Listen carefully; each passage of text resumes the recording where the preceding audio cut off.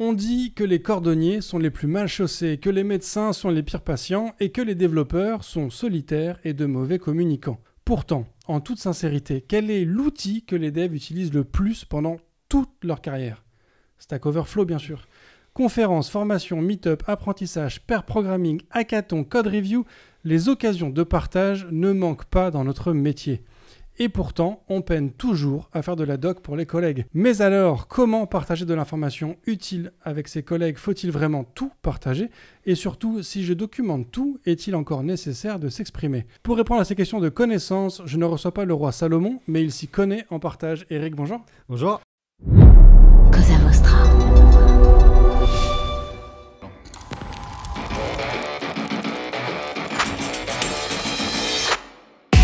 Bonjour, je suis Bruno Soulès, je suis un dev, D-E-V, pour différents, extraordinaires et visionnaires.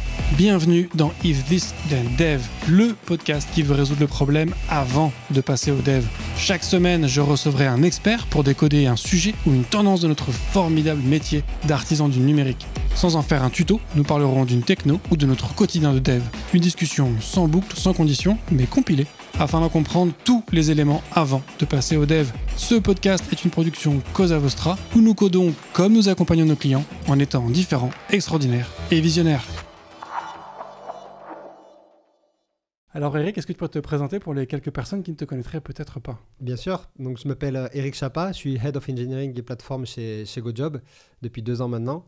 Ça fait 12 ans que je suis dans le métier, la moitié en tant que développeur et l'autre moitié dans le management, dans le leadership.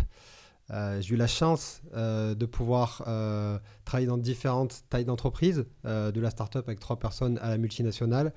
J'ai eu la chance de travailler dans des environnements locaux, des environnements internationaux, dans du service pour des clients, pareil, plus ou moins gros, dans du produit. Donc voilà, je suis content d'avoir toujours cette expérience assez éclectique et donc de prendre des informations sur chacune de ces expériences pour les amener dans mes nouvelles. Et du coup, pour toi, ce sujet de partage de connaissances, donc toi qui as vu des types d'entreprises très, très variés, c'est une problématique, c'est un sujet que tu retrouves à chaque fois dans chaque environnement, quelle que soit la taille et l'environnement et le contexte ? Alors peut-être pas vraiment au tout début des toutes petites entreprises, quand on est 4-5, je me rappelle la startup où j'étais 3 dans le même bureau, il n'y a pas de souci, parce que tout est dans le même bureau, tout est partagé. À l'époque, on n'était pas en remote, donc pas, peut-être maintenant avec le remote un peu plus. Mais je pense qu'à chaque niveau d'entreprise, ça reste toujours une problématique de comment on partage la connaissance. Aujourd'hui, je n'ai pas non plus la solution magique de comment on arrive à partager la connaissance tous ensemble. Mais en tout cas, j'ai cette conviction, je suis certain que le fait de travailler dessus, d'améliorer le partage de connaissances, améliore énormément de choses dans les équipes. Que ce soit la qualité, que ça permet la progression des personnes et plein d'autres choses. Ouais. Et c'est quoi l'enveloppe de temps, d'après toi, que chaque personne doit consacrer parce que ça prend du temps au final, c'est pas quelque chose que tu fais de manière... on est quand même sur un boulot solitaire, enfin, tu vois, on est chacun face à un écran, sauf si tu fais du pair programming en permanence, mais ça, c'est rarement le cas dans les entreprises. Mais tu vois, il y a quelle part de ton temps tu prends à cette construction comme ça de cette partage de connaissances ? Alors, c'est compliqué à répondre. On a essayé au début de timer ça. On essaie de se dire, vous prenez une journée, une demi-journée, 1 heure par-ci, par-là.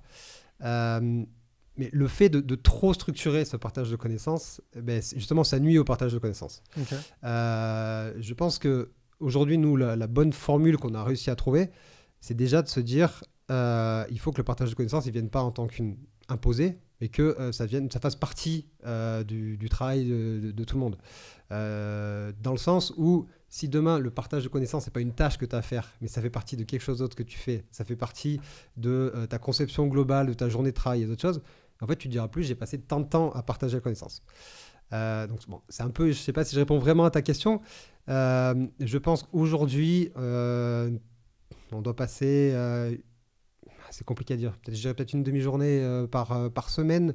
Après, ça dépend des niveaux de seniorité, mais à faire du partage. Mais au final, je suis sûr qu'on prend n'importe quelle entreprise, on ne parle pas de partage de connaissances, il y aura des moments faits pour ça. Ouais. Oui, parce qu'en fait, il y a plein de moments qui sont déjà ritualisés, notamment dans les équipes tech, sur ce partage de connaissances. Je l'évoquais en intro, les code reviews, au final, c'est un moment de partage de connaissances en soi. Les daily stand-up, ça peut aussi être un moment de partage de connaissances, en tout cas de diffusion d'informations. Qu'est-ce que toi, tu mets dans cette notion de partage de connaissances? Tu vois, pour toi, c'est quoi les connaissances qu'il faut partager? Et après, on pourra du coup essayer de creuser un peu le comment. Elles sont à plusieurs niveaux, ce partage de connaissances. Et encore, je dirais, dans ton introduction, tu disais qu'on était un peu solitaire en tant que dev. Moi, je dirais peut-être un peu l'inverse. Je trouve que dans la tech, justement, avec ces rituels de code review, de daily, même de rétro, c'est des choses quand même qui sont assez ritualisées au global dans la tech et qui font qu'on a déjà une bonne base de partage de connaissances. Et je pense que c'est inné à notre métier où il faut qu'on arrive à partager parce qu'il faut qu'on s'aligne sur plein de choses. Donc je pense qu'on n'est pas si mal l'outil de base. Je sais que ma femme, par exemple, qui ne travaille pas du tout dans la tech, à chaque fois qu'on discute le soir, je me dis mais comment vous faites pour travailler sans avoir de rituel de partage? Donc je pense que pour commencer, on n'est pas si mal loti que ça. Mais encore une fois, je pense que dans une approche toujours d'amélioration continue, de comment on peut délivrer toujours de la valeur, comment on peut délivrer plus vite, comment on peut délivrer plus de qualité, eh bien, il faut qu'on emmène encore plus loin ce partage de connaissances. Il peut prendre énormément de formes différentes. Elle peut être totalement tech, c'est-à-dire comment on fait en sorte pour que nos solutions tech, nos décisions d'architecture soient communes aux personnes ou puissent avoir un framework pour être challengé aux prises sur l'étagère. Comment je fais pour, d'un point de vue business, avoir un alignement, même sur la partie produit, comment je fais pour un alignement entre différentes équipes. Ce serait quand même dommage d'avoir plusieurs équipes qui travaillent sur des choses à peu près similaires et où on n'arrive pas à corriger. Donc voilà, je pense que malheureusement, toutes les approches d'une entreprise ont besoin d'être... le partage de connaissances améliorera la vie de l'entreprise. Donc pour toi, il faut absolument partager toute information, enfin toutes les informations. J'essaie de voir un peu le... tu vois, est-ce qu'on parle de nomenclature, de comment on écrit du code, de comment on installe du code, je sais pas, de comment fonctionne tel bout de code, une documentation utilisateur de comment telle feature doit être utilisée. Est-ce que tu dois aussi partager comment elle a été conçue? Est-ce que, tu vois, c'est quoi pour toi la notion de connaissance en tant que telle qu'il faut partager? Je pense que justement, c'est là qui est le risque, c'est d'over-réfléchir sur ce partage de connaissances. On pourrait passer des semaines et des semaines à tout documenter. Quand j'ai commencé à travailler, j'avais cette idée de se dire, si la documentation elle est parfaite, derrière on sera capable de coder super rapidement, on sera capable de mettre des API à disposition de l'utilisateur super rapidement. Alors il y a différents degrés, mais ça n'existe pas le monde parfait. Et je pense que l'idée, c'est de s'adapter aussi aux besoins de l'équipe. L'idée, c'est pas de tout documenter, je sais pas, sur les bonnes pratiques de code, si globalement l'équipe elle est alignée et que ça fonctionne très bien et qu'il n'y a pas de souci. Je dirais que l'idée, c'est de s'adapter aux équipes, de regarder où sont les problématiques au moment donné. Et potentiellement, le partage de connaissances qu'on fait nous aujourd'hui ne sera pas le partage de connaissances qu'on faisait il y a 6 mois et ne sera pas le partage de connaissances qu'on fera dans 6 mois. Parce que les pain points, ils arrivent à différents moments sur différents aspects. Et l'idée, c'est vraiment de se dire, de donner la voix, de donner un framework à chacun, de pouvoir partager sur là où il a eu des problématiques, là où il pense que ça a de la valeur, là où il a appris quelque chose lui, pour dire, moi les gars, j'ai appris quelque chose à ce moment-là, je vous le partage parce que je suis sûr que demain, après-demain, vous aurez la même problématique et là, vous pourrez utiliser ce partage de connaissances. Parce que du coup, pour toi, le partage de connaissances doit intervenir à un endroit où il y a un manquement du coup, de connaissances ou de partage d'informations, mais du coup, tu vois, tu évoques ce cas-là où tu te dis que s'il y a des choses qui fonctionnent bien, il n'y a peut-être pas forcément un besoin de partage de connaissances sur ce qui fonctionne bien. Donc pour toi, le partage de connaissances permet de venir résoudre un manquement ou un creux à un endroit? Oui, dans l'idée où nous, on a une approche très lean, où l'idée, c'est, quand je parle d'un manquement, c'est pas obligatoirement un problème, un bug, mais se dire, on aimerait faire un peu mieux sur ça. On sait qu'aujourd'hui, on n'est pas les plus à l'aise sur ça. Ça peut être la vitesse, la vélocité de l'équipe, ça peut être la qualité, ça peut être différentes choses. Et si on essaye de tout tacler en même temps, c'est-à-dire il faut qu'on ait une bonne vélocité, une bonne qualité, que les gens soient super contents dans leur travail, qu'on partage du business, qu'on apporte de la valeur, on va tout partager, rien partager en même temps, ça n'apporte pas de la valeur.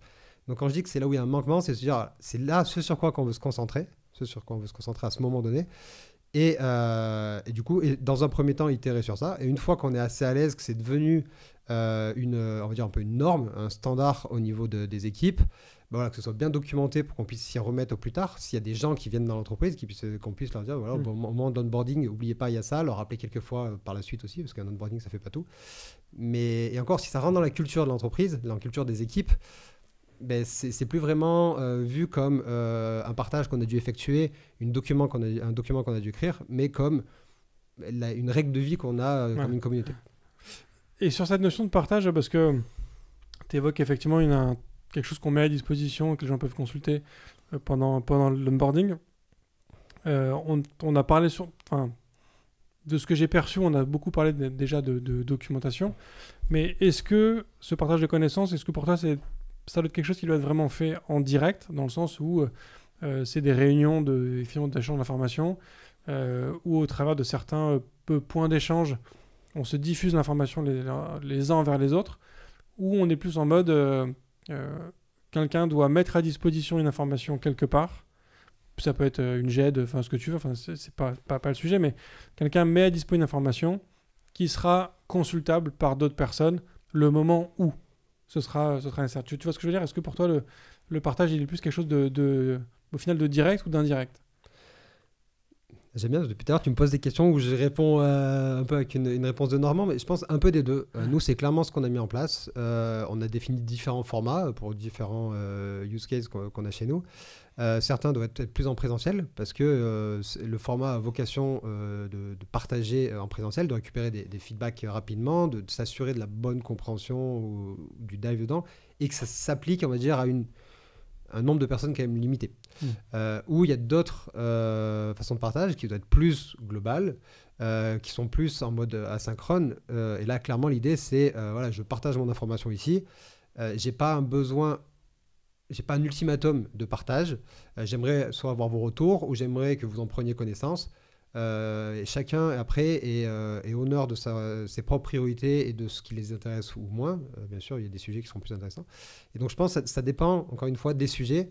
Et c'est pour ça que l'idée, c'est de mettre en place certains formats, certaines choses qui, en fonction des personnes qui seront impactées, des personnes qui sont intéressées, des attentes qu'on a sur ce partage de connaissances, se feront soit en présentiel, on va dire, ou lors d'un événement tous ensemble, soit en asynchrone.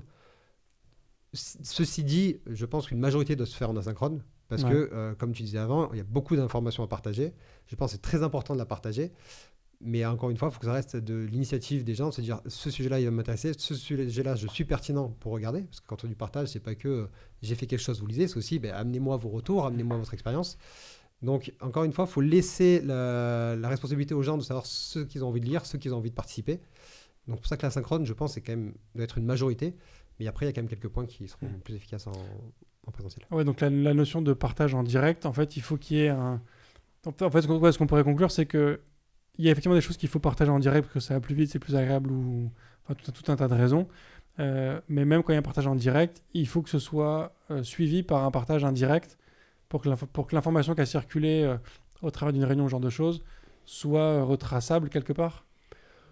On le fait dans la majorité des cas. Je peux vous donner un exemple où des fois on se regroupe avec tout le leadership technique pour prendre des décisions d'architecture structurelle.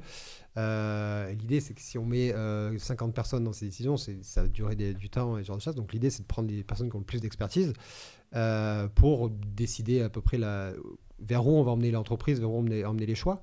Mais l'idée, c'est pas parce que les personnes qui ont l'expertise sont inclus dans ces débats au début, qu'il ne faut pas que ce soit partagé. Il pourrait y avoir des gens qui ont de très bons retours auxquels on n'a pas pensé. Et encore une fois, vu que c'est une décision qui est prise, c'est important que les gens soient au courant, parce que ça peut impacter d'autres décisions qui seront prises, même s'ils n'étaient pas au début de la décision.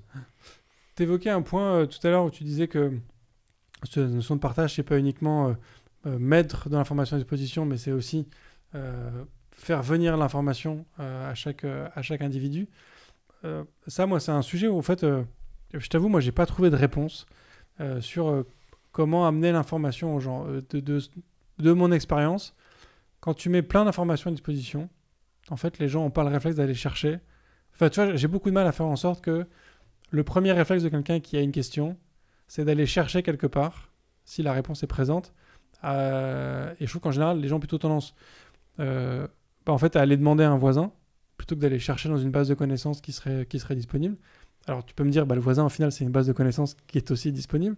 Mais tu vois, et comme du coup, les gens n'utilisent pas une base de connaissances disponible, que ce soit une GED, comment ça s'appelle, des knowledge de data service, je sais plus, il y a des tas de trucs, tu vois, des différents services qui existent, mais comme les gens n'ont pas le réflexe d'aller consulter l'information disponible, bah, du coup, ils n'ont pas le réflexe non plus de l'alimenter, parce que tu vois, comme ça ne rentre pas dans leurs usages. Comment est-ce que toi, tu fais pour que cette consultation soit dans les usages et que du coup, cette alimentation le soit aussi? Alors, nous, aujourd'hui, dans le partage de connaissances, justement, il y a cette partie de doc sur laquelle qui est nécessaire pour certains cas, mais je ne suis pas non plus un grand fan, parce qu'il dit documentation, doit être maintenu. Et donc, même si on a une documentation qui est très claire au moment de la conception, le produit, la tech évolue, et si on a une doc qui est ancienne et qui évolue pas avec, ça donne que l'information, elle est plus à jour. Donc, c'est un peu ce côté pervers quand on a une grosse base de doc, justement, de se dire, au final, l'information, elle sera pas dedans, donc je vais pas non plus l'avoir. Dans mon expérience, le nombre de fois où il y avait une documentation des pays, quand on implémente un client, c'est pas du tout ce qu'on a au final. Donc, aujourd'hui, je suis pas un grand fan de ces grosses bases de données de connaissances, parce que personnellement, j'en ai pas encore vu une qui fonctionnait vraiment.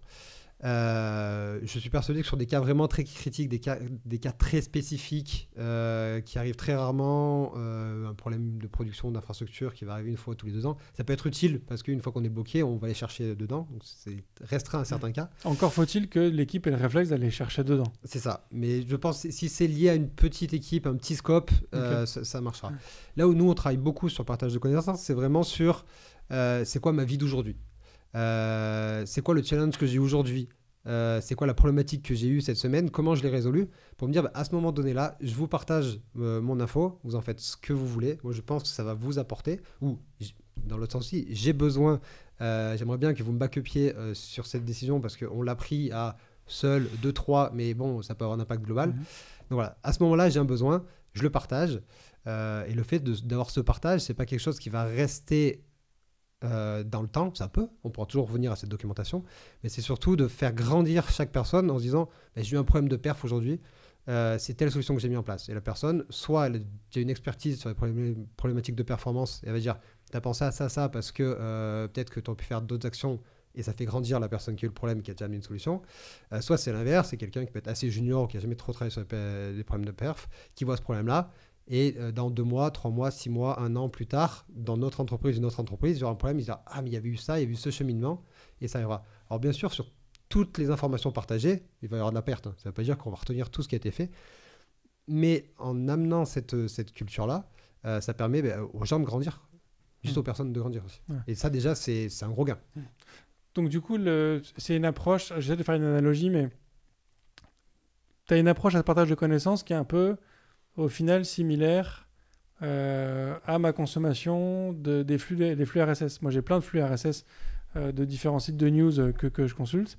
C'est vrai que pour la majorité, en fait, je ne fais que lire le titre et je vois ça m'intéresse pas. Et quand ça m'intéresse, je vais creuser. Mais du coup, tu vois, même ceux où je ne fais lire que le titre, ça fait un travail, tu vois, d'acculturation plus ou moins rapide. Et puis, peut-être que quelques semaines après ou quelques mois après, je reviendrai sur le sujet parce que tu vois, il y aura un truc qui aura fait pop ou que je vais linker avec quelque chose. C'est un peu ça ce que tu évoques aussi, c'est de diffuser l'information de manière massive au sein de l'équipe. Et les gens prennent pas, mais ils sauront du coup y revenir le jour où c'est nécessaire. C'est clairement ça. Et il faut balancer ça avec certains rituels justement où entre guillemets, on s'assurera que tout le monde est là pour entendre ce qu'il y a vraiment à dire, les priorités, les grosses problématiques.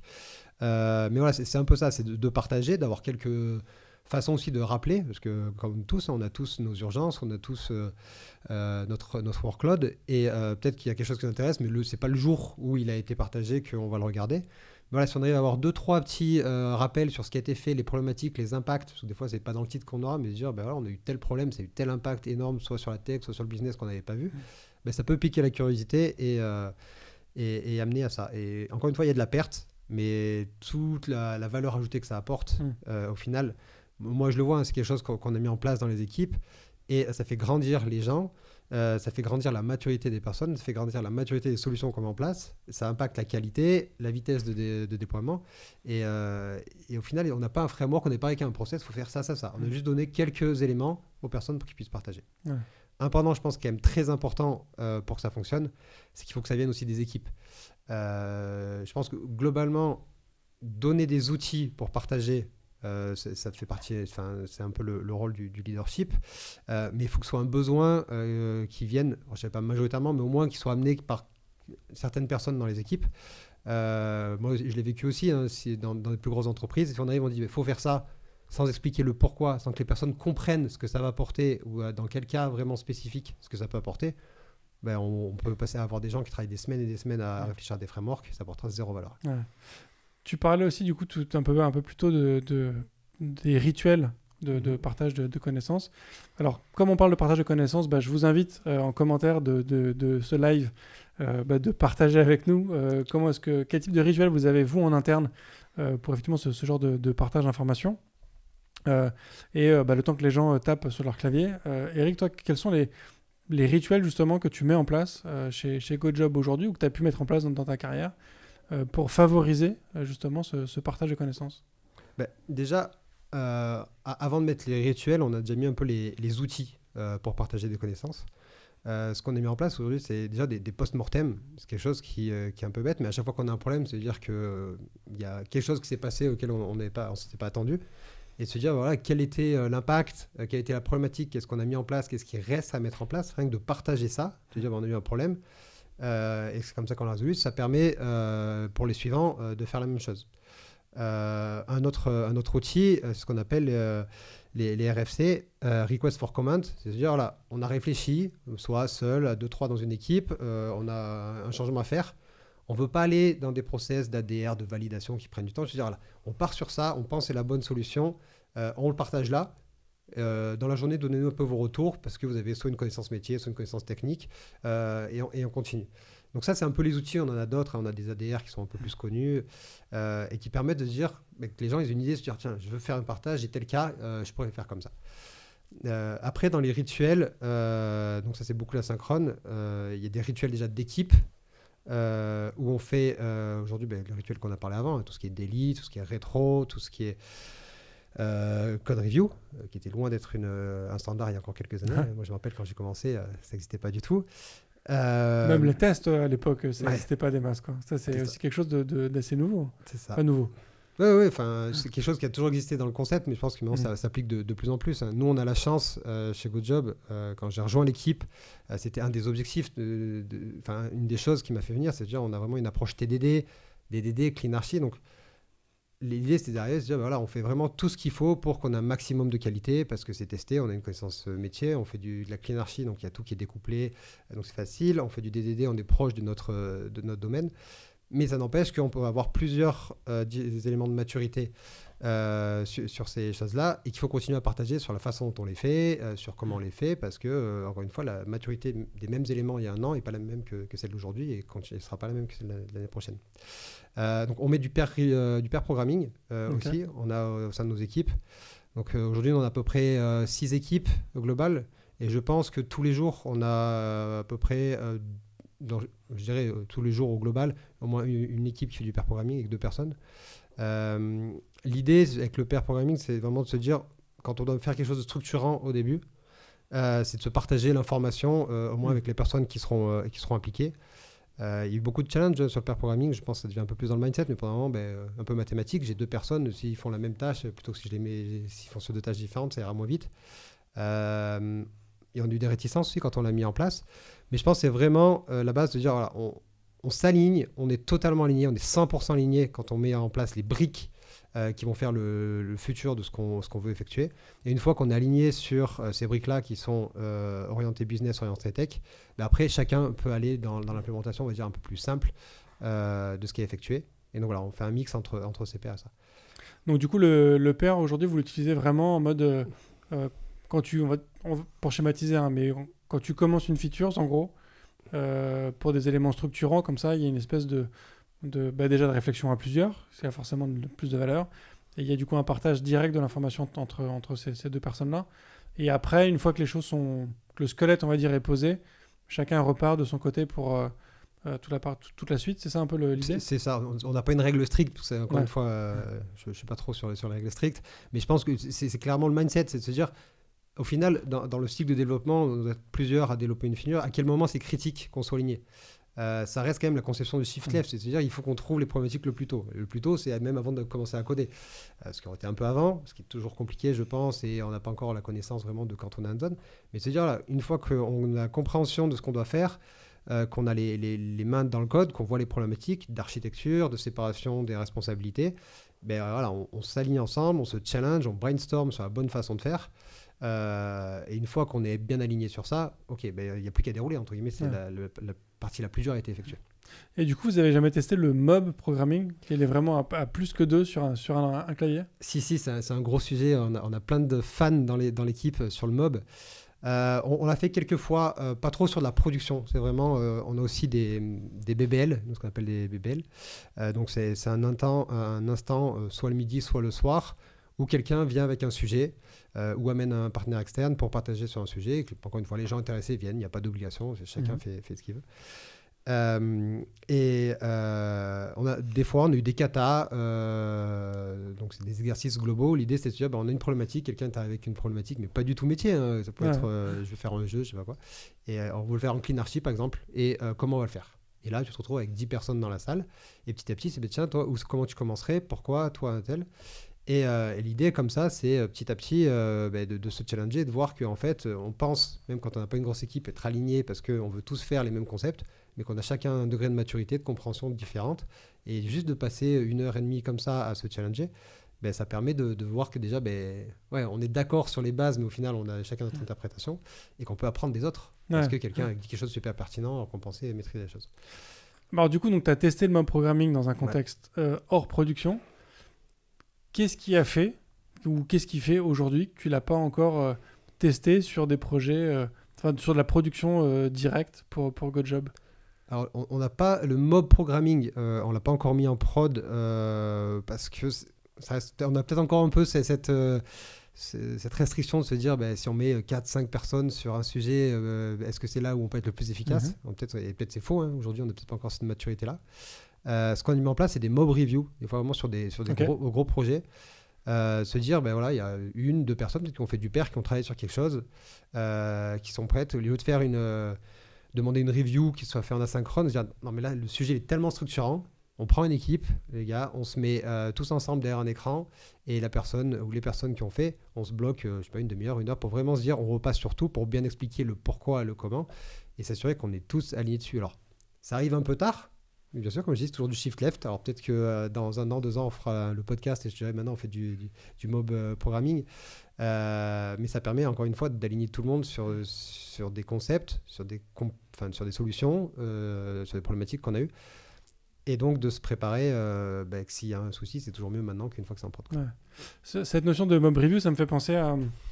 J'ai reçu il y a quelque temps Olivier Bonnet, qui est le CTO de Blablacar, qui a travaillé aussi chez Apple et qui nous racontait en fait les process de review chez Apple. Donc tu t'en doutes, Apple ils ont des calendriers de mise en ligne qui sont assez précis. Tu es obligé de t'y tenir. En fait, une fois que la date est annoncée, faut que ta version d'OS soit disponible. Et effectivement, ils ont aussi ce principe-là en fait de mob review. Et donc Olivier nous racontait qu'il y a à mesure que la date se rapproche, t'as des comités de review. Quand il y a un bug qui est critique et qu'on n'arrive pas à résoudre, tu as un comité qui est de plus en plus étoffé. Et il nous raconte qu'il a déjà vu quasiment 100 personnes. Donc en plus, c'est 100 ingénieurs de Apple, donc des gens qui ont quand même des niveaux techniques assez élevés, qui bossent ensemble en disant, en fait, là, on a un problème. La mise en prod, elle est prévue dans 3 semaines. Il faut tenir un deadline. Comment on fait, en fait? Et tu vois, en mode vraiment, on bosse ensemble pour réussir à résoudre le problème. Et moi, je suis persuadé, et je le vois dans différentes meetings qu'on a, c'est quand on a de la seniorité et qu'on met des gens ensemble, les idées elles fusent, et des fois ça peut même être frustrant pour certaines personnes. Ce qu'il faut faire aussi attention, c'est-à-dire que si ça fuse tellement, des fois il y en a peut-être qui vont se sentir perdus, mais de sûr c'est comme ça qu'on peut amener le plus de valeur. Après, il faut faire attention, le downside aussi, c'est quand il y a plein de gens, ça peut durer plus de temps parce qu'on va débattre sur certains sujets qui sont peut-être pas la priorité. Donc, il faut vraiment réussir à rester cadré sur l'impact qu'on va avoir. Et après, il y a toujours un aspect économique, se dire si on a 100 personnes pour résoudre un problème, le problème coûte cher. Donc, est-ce qu'on fait ça sur tous les problèmes ou vraiment sur ce qui est très critique? Donc, voilà, je pense que c'est un peu la balance qu'il faut trouver. Il n'y a pas de règles, je pense. Et je pense que ça dépend encore beaucoup des personnes.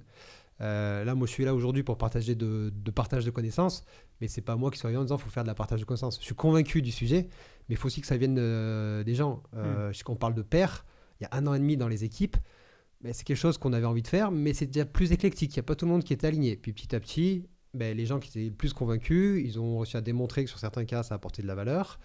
Ils ont réussi à driver les gens, et c'est clairement pas du top-down, c'est du bottom-up. C'est les gens qui voient de la valeur, qui arrivent à convaincre les autres. Il ne faut pas passer du jour au lendemain à se dire on va faire du pair, on va arrêter. Dans mes équipes précédentes, moi j'ai très mieux des fois des gens qui voulaient faire du pair, où ça passait à l'inverse, où c'était vu, mais la personne ne sait pas travailler, on ne veut pas travailler. Il faut que ça vienne des gens, il faut réussir à donner les outils, laisser le temps aussi, justement, leur dire essayez, montrez-nous, qu'est-ce que vous avez fait. Et il faut que ce soit les gens qui l'amènent. Ouais. Tu as évoqué aussi du coup des sujets de rentabilité de ces sujets-là. Quand tu as effectivement plusieurs personnes qui bossent sur un même élément, ça peut paraître peu rentable. Si on grossit, enfin si on prend un peu de recul, au-delà de la rentabilité, on peut aussi évoquer les sujets de productivité. C'est-à-dire que est-ce qu'au final, 2 personnes qui bossent ensemble sur un même ordinateur sont plus productives que 2 personnes qui bossent chacune sur un ordi. Et tu vois, si on prend les choses dans leur globalité, je sais pas, après 1 an, 2 ans, ou tu vois, un peu plus macro, quels impacts toi tu vois de ces partages de connaissances que vous avez mis en place chez GoJob entre ce que c'était il y a 1 an et ce que c'est aujourd'hui? Nous, on a 2 avantages. Avec ce partage de connaissances, on a gagné énormément en maturité. Je vois l'équipe qu'on a aujourd'hui par rapport à il y a 1 an et demi, encore une fois, c'est beaucoup plus mature. Donc, qui dit plus mature est capable de délivrer plus rapidement, on va dire d'un point de vue individuel. Nous, notre objectif, aujourd'hui, on a un mantra, on aimerait faire 1 load par dev par jour. C'est notre objectif, on n'y est pas encore, on fait encore beaucoup de load en prod, mais c'est vraiment déjà être productif, apporter. Donc le load en soi, c'est on apporte quelque chose en prod, mais en plus apporter de la valeur. Donc il y a aussi ce côté business, se dire on est de la tech, nous on aime bien un peu ces profils T-shape, se dire voilà, on a une expertise, mais on sait qu'on va apporter de la valeur business, on sait qu'on va apporter de la valeur tech, on sait ce qu'on fait et on sait se challenger. Et je crois que j'ai oublié ta question initiale. C'était sur cette notion de gain en productivité, okay. de ce partage. Et aujourd'hui, nous, la productivité, alors je sais que des fois je dis c'est plus une question qu'on se pose, c'est un peu violent parce que c'est pas vrai. On va toujours, encore une fois, dans toute cette approche lean, l'idée c'est de s'améliorer petit à petit et toujours d'apporter plus de valeur, plus de qualité, plus vite. Mais c'est pas, il y a un moment, c'était vraiment notre question. Comment on fait pour arriver à apporter plus de valeur? Aujourd'hui, on arrive à amener de la valeur rapidement. Parce que les gens, ils ont partagé cette connaissance, ils sont plus autonomes, ils sont plus au courant de ce qui se passe autour, que ce soit business ou pas.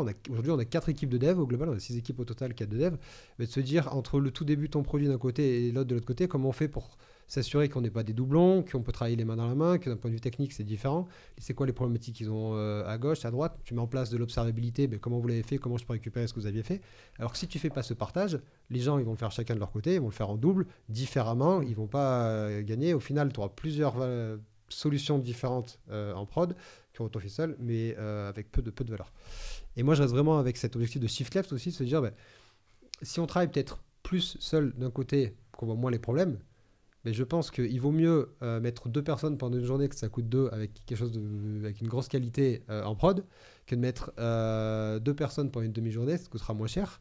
Mais une fois que tu as ton problème 1 mois plus tard peut-être, le temps que tu le corriges, tu n'as pas partagé, la personne qui a mis la problématique, elle est en vacances, tu ne connais pas le sujet, tu ne connais pas le problème, ça va te coûter beaucoup plus cher et avec des impacts potentiellement business, des impacts clients, tout ce genre d'autres choses. Et bien sûr, un défocus des gens. Donc, sans parler de la demi-journée, de l'heure que la personne va travailler sur corriger le problème, elle va être défocus, donc elle va pas se concentrer sur la tâche sur laquelle elle voulait apporter de la valeur. Donc, ce sera encore pire que l'heure, parce que pareil, à part si quelqu'un a la formule magique, le fait de passer d'un sujet à l'autre, on se défonce. Ouais, donc, au final, l'objectif, c'est de se dire, on délivre rapidement, vite, quelque chose de qualité, pour qu'on puisse se concentrer sur ce qu'on délivre et vraiment être concentrer sur ce qu'on fait, apporter vraiment de la valeur. Et au final, ça permet aussi du coup de moins revenir sur des choses qui ont déjà été faites. Parce que ce que tu évoques comme cas particulier, c'est que tu te retrouves 1 mois après à devoir corriger un truc qui a été fait il y a 1 mois. Donc en fait, tu es obligé de revenir sur un truc qui a déjà été fait. Là où vous, au final, vous avez moins besoin de revenir. Alors, bon, il y a du refactoring, il y a des techniques et de manière assez classique, ça, on remet pas ça en question, mais du coup, tu as moins besoin de revenir sur des choses juste parce qu'il y a, y a quelqu'un qui a pas communiqué avec une autre personne et qui du coup a pas pensé à un cas particulier ou ce genre de choses. Ouais. C'est un peu le... C'est ça. Alors, il faut faire attention avec le mot communiquer, parce qu'on a toujours l'impression que c'est la personne, elle n'a pas parlé. C'est vraiment se dire, on fait en sorte que quand on fait quelque chose, il y a un maximum de gens qui sont au courant. On apprend, on évolue. Et donc, vu que les gens sont plus matures, ils font aussi peut-être, je ne sais pas si on peut parler d'erreurs, mais en tout cas, ils font peut-être moins d'erreurs. Et on s'aligne, sans parler de bugs techniques, mais quelque chose qui n'est pas aligné. Une problématique qu'on avait encore il y a quelques années, c'est on délivre une feature, un besoin, elle est en prod, elle fonctionne pour l'utilisateur, très bien. Par contre, la façon dont elle a été structurée, c'est quelqu'un qui l'a fait dans un effet tunnel. Donc la valeur business, si on en parle, pas de souci, pas de bug, très bien. Un an après, il faut faire une évolution parce qu'il y a un nouveau use case, quelque chose. La structure n'a pas du tout été faite comme il fallait. Encore une fois, si la personne n'est pas là, si on ne comprend pas ce qui a été fait, on va mettre beaucoup plus de temps à rapporter quelque chose. Donc, on apporte de la valeur moins vite. Alors que si dès le début, les gens sont plus au courant, sont plus alignés sur la façon de le faire, après, on apporte de la valeur beaucoup plus rapidement. Ouais. Oui, parce qu'effectivement, dans ce partage de connaissances, en fait, on revient à ce que tu disais tout à l'heure, c'est le fait que c'est pas uniquement mettre de l'information à disposition, mais c'est aussi acquérir de l'info. Et effectivement, quand tu fais du pair programming, tu peux avoir une super idée d'implémentation, mais tu vas avoir quelqu'un à côté de toi qui va dire ton idée, elle est canon, mais en fait, ça rentre pas dans le puzzle de toutes les autres features, de toutes les implémentations qu'on a dans la codebase. Et donc, ton idée, elle est très bonne, mais soit on l'implémente et il faut changer toute la codebase pour que quelque chose soit homogène, soit on change ton implémentation pour que ça rentre. Donc, c'est effectivement un input aussi de... Oui, c'est ça, c'est aussi l'information qui arrive et pas uniquement qui part. C'est ça, et je pense qu'il y a un peu les deux côtés. C'est dans le sens, des fois, comme je le disais, on part trop vite et ce sera pas maintenable par la suite, ce sera pas évolutif. Ou dans le sens aussi, on veut faire un truc trop beau, trop gros qui va répondre à tout, alors qu'aujourd'hui, c'est pas notre problématique. Et le fait d'être challengé à un moment, que ce soit via une RFC avant de commencer, pendant son pair programming, pendant sa code review, à n'importe quel moment, se dire attends, pourquoi on part si loin, aujourd'hui c'est pas le besoin. Alors oui, peut-être que si tu passes 2 mois aujourd'hui, tu auras la solution idoine qui répondra pour les 2 prochaines années, mais peut-être que si tu passes 1 heure, tu auras la solution pour l'année et demie, et peut-être qu'en fait dans un an et demi le besoin sera pas celui d'aujourd'hui, donc dans tous les cas il faudra refaire. Donc c'est aussi dans ces deux cas là, faut pas vivre dans un monde idéal où se dire on va arriver avec la solution parfaite à chaque fois. C'est vraiment de gagner. Et ce que moi j'appelle par maturité, c'est justement se dire c'est quoi le pragmatisme, comment j'apporte de la valeur, où je fais mes choix, de me dire là il faut vraiment qu'on fasse les choses, et là non. Tout à l'heure tu parlais de dette technique, c'est pareil. Moi j'ai jamais connu un projet où tu n'as pas de dette technique. Ça n'existe pas. Ça n'existe pas, on est d'accord. Et se dire voilà, comment on l'attaque, à quel moment. Est-ce qu'on part en disant ok on arrête tout pendant 6 mois, on fait que la dette technique, n'apporte plus de valeur, ou est-ce que petit à petit on arrive à, parce qu'il y a des besoins qui évoluent, à faire évoluer ce genre de choses. Et donc en partageant, moi je trouve, via ces différentes méthodes, on arrive justement à se challenger, à se dire, on est tous alignés, à se dire, c'est vraiment ça. Et on peut se tromper, encore une fois, collectivement, on peut autant se tromper. Mais moi, si tout le monde est aligné, on se sera tous trompés ensemble. Et aussi, ça enlève une charge aux personnes de mindset, de se dire, voilà, je suis parti sur quelque chose. Moi, j'ai mes équipes qui sont super committées sur tout ce qu'il y a, et c'est génial de travailler avec ça. Mais c'est aussi un défaut, c'est de dire quand les gens, quand il y a des erreurs, ils prennent aussi un peu pour eux. Et c'est pas ça l'idée, c'est on est tous ensemble dans le même bateau, on fait tous des erreurs, je fais des erreurs, la personne qui n'a jamais fait d'erreur qui lève la main, quoi. Et le fait de partager, on se dit ok, à ce moment donné là, il y a personne qui était dans la boîte à ce moment-là qui avait la connaissance pour nous montrer ça. Donc ok, on s'est tous plantés ensemble, et très bien. Et la prochaine fois, on se plantera pas parce qu'on a appris, quoi. Et au final, si tout le monde fait une erreur en même temps, si toute l'équipe est onboardée sur l'erreur, après la décision collégialement et du coup, tout le monde a fait l'erreur, est-ce qu'au final c'est encore une erreur? Ce que je veux dire, c'est que si tout le monde y est parti pris dans cette décision, certes, il peut y avoir des impacts qui vont être plus ou moins difficiles, mais au final, c'est porté par tout le monde. Donc, est-ce que c'est vraiment une erreur en tant que telle? Ouais, alors, j'ai pas le dictionnaire pour regarder la définition du mot erreur, je pourrais pas te dire, mais on va dire un bug technique, un problème comme ça. Mais je suis d'accord. Et moi, j'avais adoré.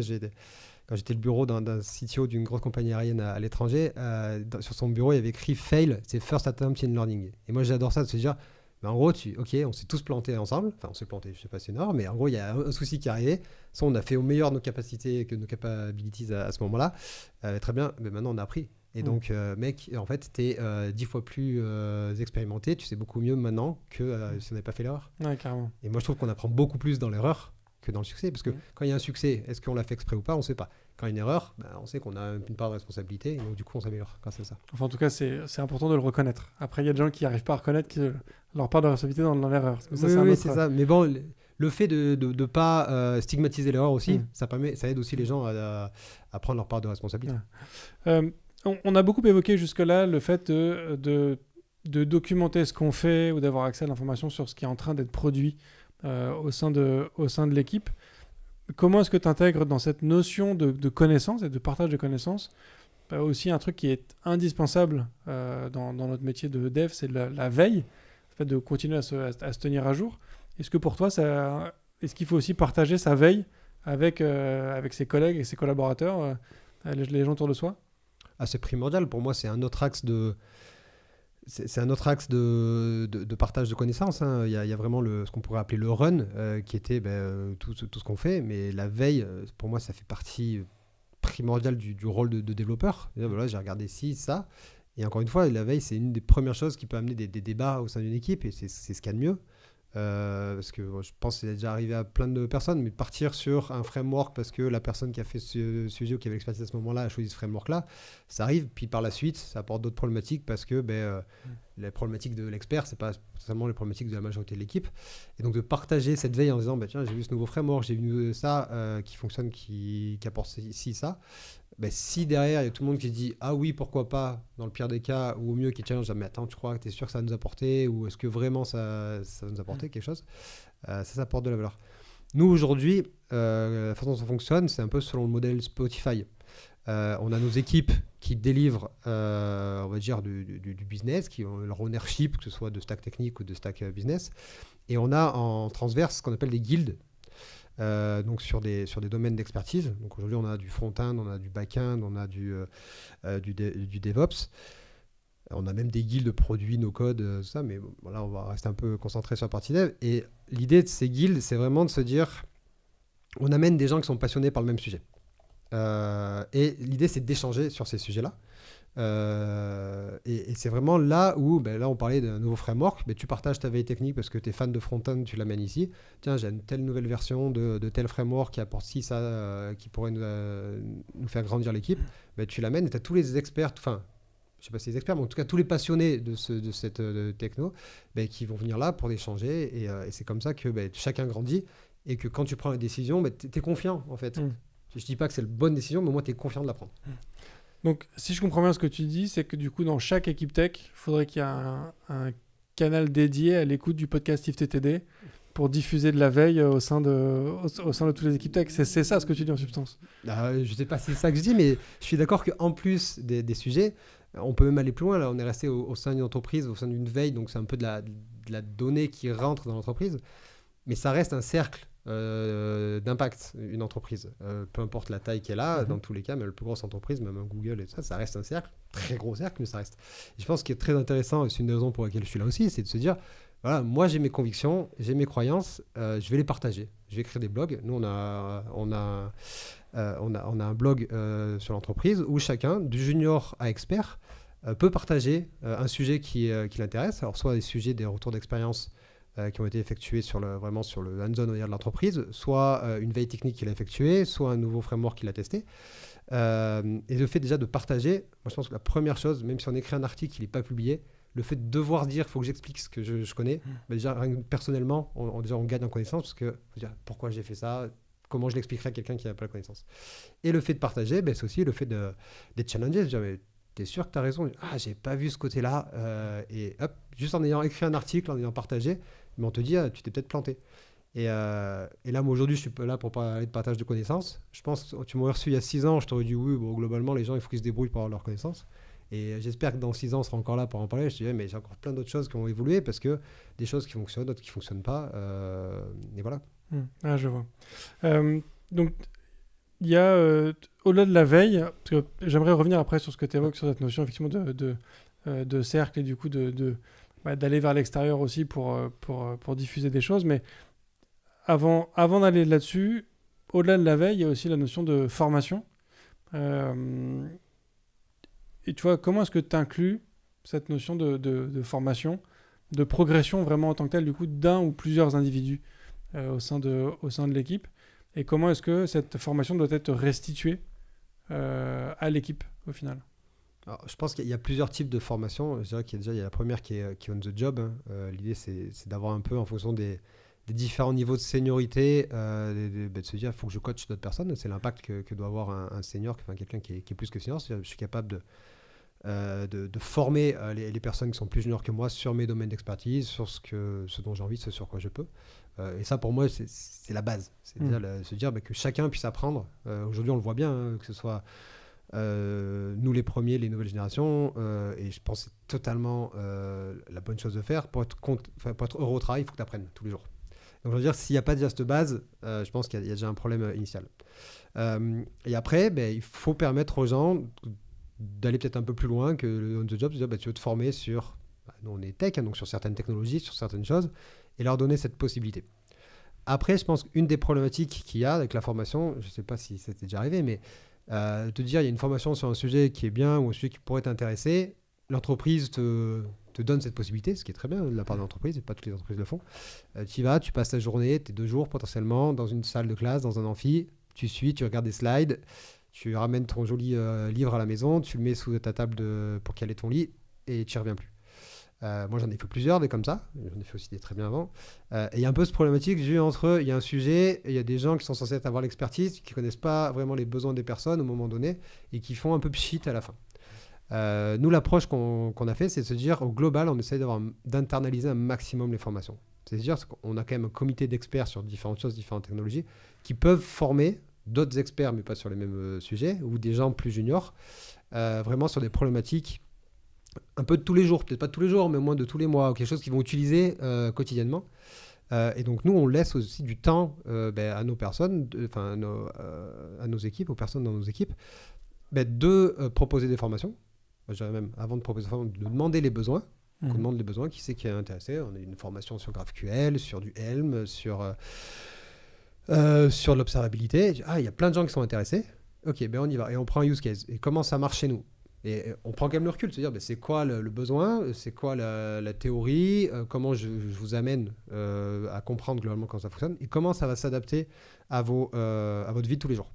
Et ce qui est important, c'est aussi par la suite de dire comment on fait du follow-up. On vous a formé, c'est pas dire on passe une journée, super, tu sais faire tes 3 lignes de commande, ou tu sais structurer ton code, ou tu as réussi à faire un graphe dans ton Grafana. C'est de se dire globalement, on a réussi, on vous a mis en place, maintenant qu'est-ce qu'on se met comme challenger? Moi, je vous ai formé, je vais venir un peu vous suivre.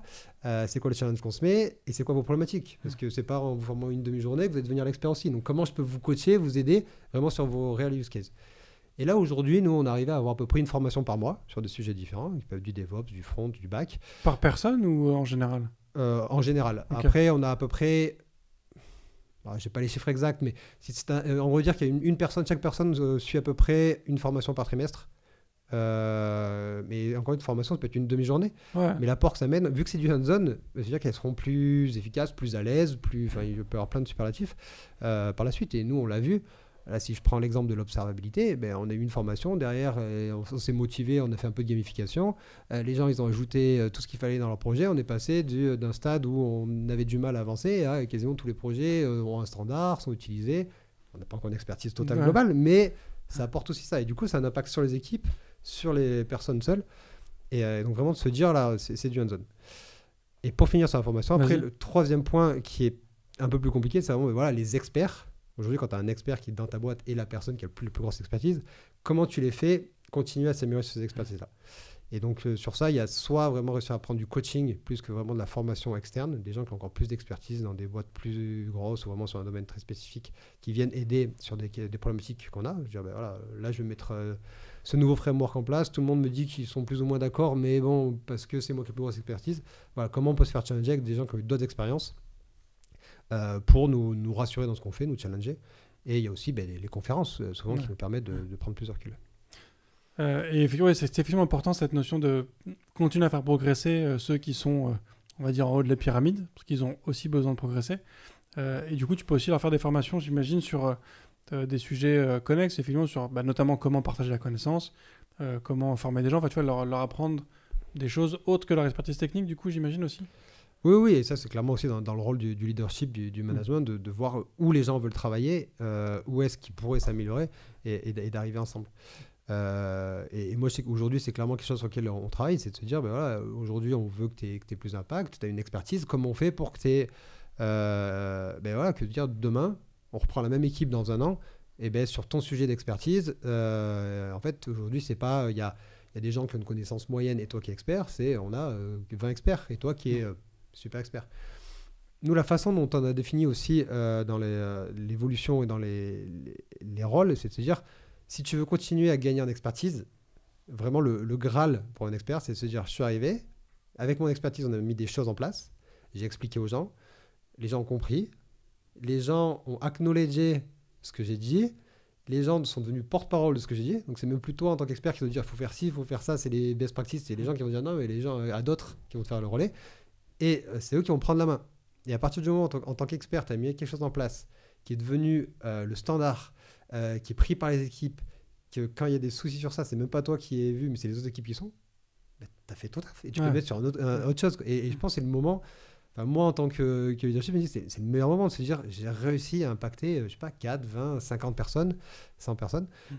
Et aujourd'hui, et en plus, on peut partir en vacances tranquille. Je peux partir au ski, je sais que j'aurai pas un gros souci. Alors quand on a une expertise, qu'on a un peu bottleneck, des fois, ça peut être compliqué. Ouais, carrément.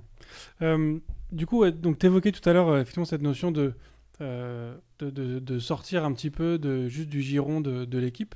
Donc tu as parlé effectivement des articles, tu as parlé donc, effectivement de diffuser un peu des choses. Donc de manière plus globale, effectivement, si on peut parler déjà du partage de connaissances au sein de l'entreprise, au-delà de l'équipe tech. Pour toi, c'est quoi le type d'information que l'équipe tech doit partager avec le reste de l'entreprise et après, au-delà de ça, avec le reste du monde? Alors, je pense qu'au reste de l'entreprise, ça dépend un peu aussi des typos d'entreprise que tu peux avoir. Si tu as une entreprise qui est très tech-oriented, où c'est le cœur de métier, par défaut, il va falloir que tu arrives à dire ce que tu fais parce que c'est ce qui va être vendu par derrière. Tu as d'autres entreprises qui seront plus opérationnelles où ce sera plus du partage, d'expliquer un peu c'est peut-être quoi les problématiques tech. Tu fais des produits, des fois tu as des contraintes de temps. Expliquer voilà, pourquoi il peut y avoir ce genre de choses. Mais je pense qu'au sein de l'entreprise, c'est aussi dans l'autre sens. Moi, ce dans quoi je suis convaincu, nous, ce qu'on est convaincu au global chez GoJob, c'est un peu ces rôles T-shape. C'est qu'en tant que tech, notre responsabilité, c'est de délivrer des solutions tech, mais pour répondre à un besoin, pour apporter de la valeur. Et si tu veux apporter de la valeur, si tu veux être pertinent dans ton apport de valeur, ton challenge de tes stakeholders, de tes business, il faut que tu comprennes tes utilisateurs. Il faut que tu comprennes la valeur que tu as, il faut que tu comprennes ton business au global. Et ça, tu peux le faire que quand tu vas voir tes clients, tes utilisateurs. Alors, c'est toujours plus compliqué quand c'est des utilisateurs finaux, parce qu'il faut que tu ailles voir à quel point les utilisateurs que tu vois, c'est représentatif du global. Nous, on a les deux. On a des utilisateurs finaux, des utilisateurs dans l'entreprise. Mais voilà, de voir tout ce qui est c'est quoi leur vie. Tu te mets 1 heure derrière eux. Moi, je l'ai fait ce matin. Je suis allé voir un client. Et tu mets 1 heure derrière eux et tu regardes qu'est-ce qu'il fait. Et oui, il y a plein de choses que tu peux pas faire. Mais des fois, mais la personne, elle passe, je sais pas, 20 minutes sur quelque chose que peut-être juste avec un petit changement de ton produit, un petit changement de ça, et ben tu pourrais déjà lui faciliter la vie. Ça, c'est entre guillemets un quick win, un avantage. Et des fois, tu peux avoir des grosses problématiques. Mais en fait, tu as des équipes entières qui travaillent sur certains process. Parce que ça a été mis comme ça, parce que c'était acknowledge. Mais en fait, avec un changement de produit, tu pourrais changer totalement les impacts de ton entreprise et que ça peut avoir des impacts business, ce genre de choses, quoi. Donc voilà, je pense qu'il y a un peu ces deux côtés-là. Ouais, le contact avec l'utilisateur final, effectivement, c'est primordial effectivement, de savoir comment ton produit est utilisé. Ça change drastiquement la donne. Ouais, et nous, donc, aujourd'hui, chez GoJob, on travaille beaucoup avec... on est une entreprise intérim, on met des gens au travail. Et c'est toujours simple. En tant que dev, tu peux être un peu dans ta tour d'ivoire, te dire j'ai fait la meilleure app au monde, j'ai passé des heures de UX, ce que j'ai fait, c'est trop bien, c'est un techno, c'est performant. Puis tu vas peut-être te rendre compte que la personne, en fait, elle n'a pas de réseau, son téléphone, il ne fonctionne pas, ou tu lui demandes de s'identifier avec son téléphone, mais en fait, vu qu'il ne parle pas très bien français, ou quand il est arrivé, que c'est quelqu'un qui n'avait pas de téléphone, il a pris celui de ses parents, je ne sais pas. Et c'est le genre de choses que si tu restes, toi, derrière ton écran, dire on m'a demandé de faire une jolie interface, l'interface, elle est jolie, c'est jolies couleurs, je suis content, peut-être que derrière, elle n'est pas du tout utilisée, parce que ça ne s'adapte pas à toute personne. Et franchement, d'aller voir les clients, de se rendre compte, alors, il y a des fois, ça va être horrible parce que tu vas t'en prendre plein la tête, tu vas pas savoir, mais des fois, tu vas te rendre compte à quel point tu as pu impacter la vie d'une personne en bien, peut-être en moins bien, et à quel point tu peux encore plus l'impacter. Et oui, je suis d'accord, peut-être que sur 10 personnes, tu vas les voir, il y en a 6, tu vas dire, ok, je suis pas sûr d'avoir gagné 8 ans. 3, tu vois, c'était un peu intéressant. Et une, tu vas dire, mais c'est pour ça que je bosse. Et tu vas rentrer chez toi avec un peu des étoiles dans les yeux et te dire, mais en fait, demain, je fais ça dans mon produit, je fais le prochain truc, ça va arriver. Et au final, c'est ça aussi le métier de dev. On est entre de la création, de l'artisanat. Maintenant, on a la chance de pouvoir faire beaucoup d'impact aussi. Il y a beaucoup d'entreprises à impact. Et c'est comment tu fais pour récupérer l'information, savoir toi tous les jours pourquoi tu te lèves, pourquoi tu codes, pourquoi tu fais des produits, et te dire là, je sais que j'ai changé alors je sais pas, la vie c'est peut-être gros, mais moi tu as changé t'as impacté quelqu'un. Ouais. Oui, c'est aussi, comme tu dis, c'est vrai que c'est la beauté de notre métier. C'est agréable parfois de voir en direct peut-être pas les vies qu'on change, c'est peut-être effectivement un petit peu gros, mais en tout cas de voir l'impact qu'on peut avoir sur des utilisateurs en bien comme en mal en tout cas. Ouais. Pour terminer, on parle effectivement donc de cette notion de partage d'informations. Il faut que l'information arrive. On imagine, tu as une équipe, je sais pas, de 30 personnes. Tout le monde partage ce qu'il est en train de faire. Tout le monde partage sa veille techno. Il y a des formations qui sont amenées. Il y a le fait de transférer de l'information auprès d'autres personnes, des feedbacks utilisateurs qui arrivent.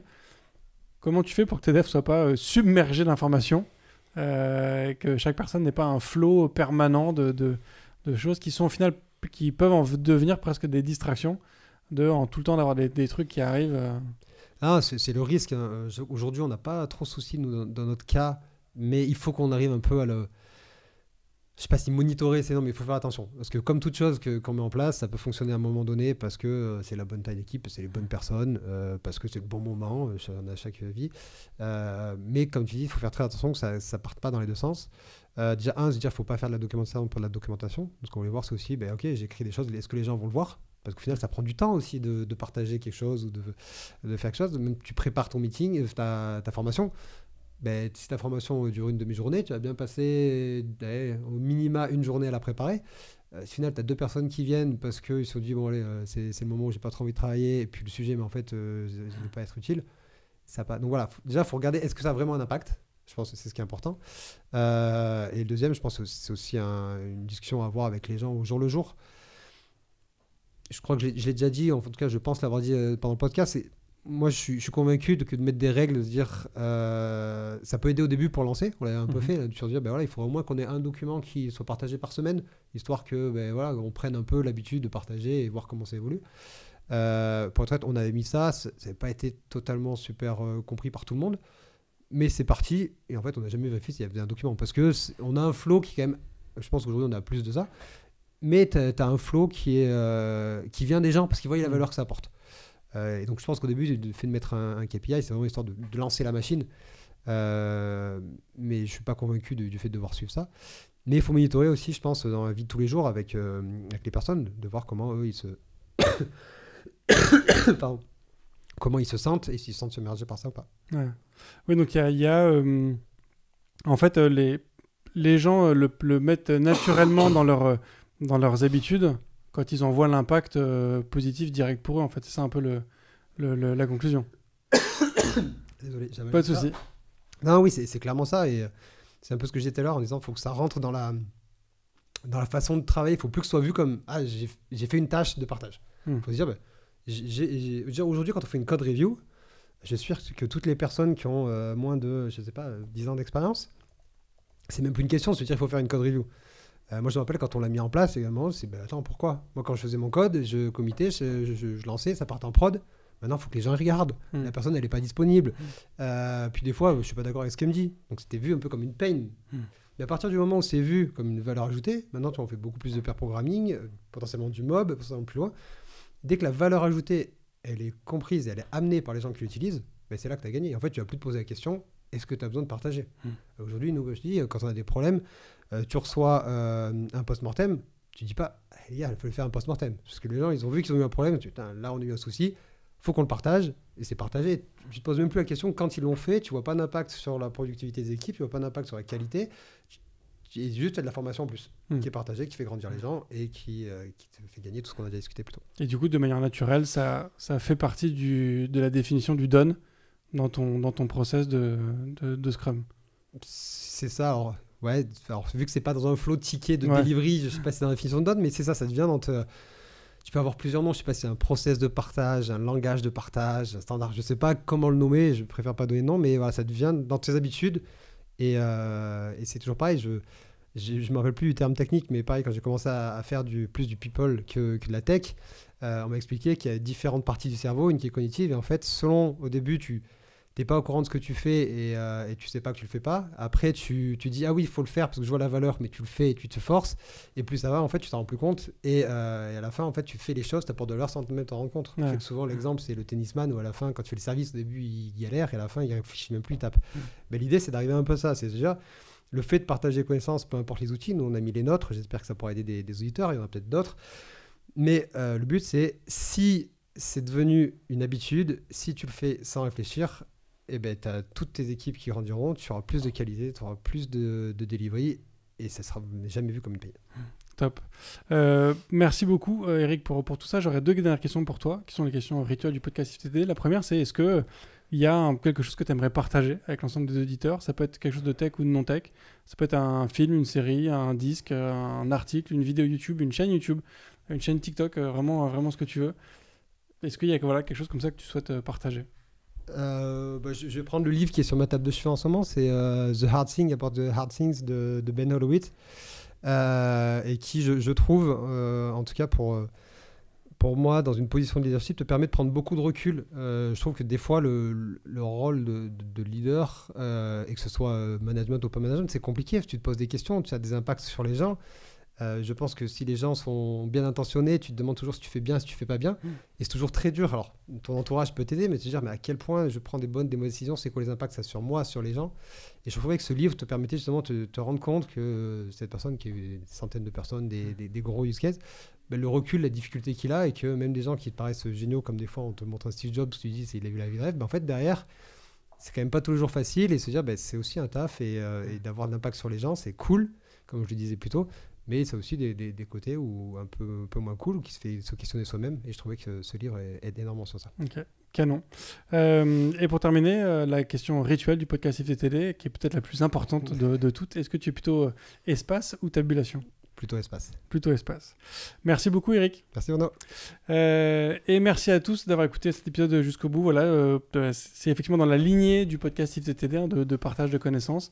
Donc voilà, si on peut vous donner des idées pour augmenter le partage de connaissances en interne dans votre équipe, dans votre boîte ou vers l'externe, du coup cet épisode aura au moins servi à ça. Comme à chaque fois, je vous remercie aussi beaucoup de partager ce podcast autour de vous. J'aimerais faire quelques petits remerciements, il y en a pas mal, à Greenframe qui a fait un petit post à propos du dernier épisode sur le Green IT. Qui est-ce qu'on a eu d'autre? On a eu Thomas, on a eu beaucoup de gens sur Twitter, Dimitri, mais je crois que j'en avais déjà parlé sur le dernier live. Bref, il y a eu beaucoup de messages sur Twitter. J'en profite parce que visiblement bientôt l'API Twitter va devenir payante, donc j'aurai peut-être pas toutes ces mentions qui arriveront directement sur mon conducteur. Donc voilà, en tout cas merci à tous de partager le podcast sur les différents réseaux. Je vous souhaite une très bonne fin de semaine, je vous dis à la semaine prochaine et d'ici là, codez bien. Merci d'avoir écouté cet épisode de If This Then Dev et merci à toute mon équipe de Cosa Vostra à la production de cet épisode. Merci aussi à Alan, Ada, Linus, Bill, Steve et Steve de nous avoir ramenés jusqu'ici. Si ce podcast vous a plu, committez-vous en vous abonnant, déployez-le autour de vous et vous pouvez aussi nous faire une petite code review en nous laissant 5 étoiles sur votre plateforme de podcast préférée. La conversation continue bien sûr avec vous sur Twitter, LinkedIn, Facebook, Instagram, chacun sa techno, @ifthisdendev ou @bibir, B-I-B-E-A-R. Vous retrouverez aussi tous nos épisodes sur notre site iftttd.io. Et enfin, si vous avez besoin d'une agence pour vous accompagner ou si vous souhaitez rejoindre une équipe tech passionnée et passionnante, écrivez-moi sur bruno@cosavostra.com. Merci à tous.